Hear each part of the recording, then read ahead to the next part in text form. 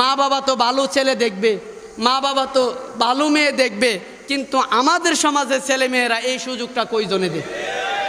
মা বাবা ভাবে মেয়েটারে মেট্রিক পাস করায়, কলেজে উঠুক, আইএ পাস করুক, তারপরে মেয়েটার জন্য ভালো একটা ছেলে আমি দেখমু, ভালো একটা মেয়ে দেখমু। আরে ভাই, আরে যুবক ভাই, আরে যুবক বোন, দুনিয়ার কোনো মা বাবা চাই না তার মেয়ে অসুখী হোক, তার ছেলে অসুখী হোক।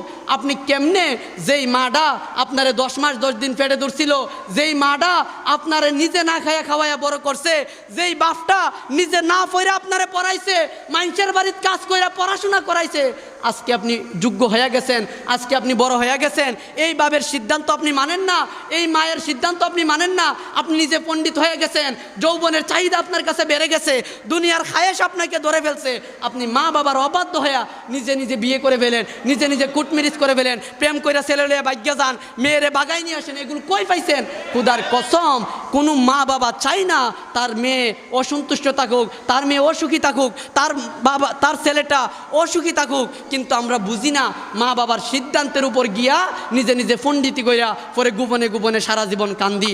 যারা এইগুলোতে লিপ্ত আছেন, যারা এইগুলো করেন, আল্লাহ সুবহানাহু ওয়া তাআলা আমাদের প্রত্যেককে মা বাবার হক বুঝে, ইসলামের আইন বুঝে দুনিয়া ও আখিরাতের পুঁজি জোগাড় করার তৌফিক দান করুক। ওমা তৌফিক ইল্লা বিল্লাহ।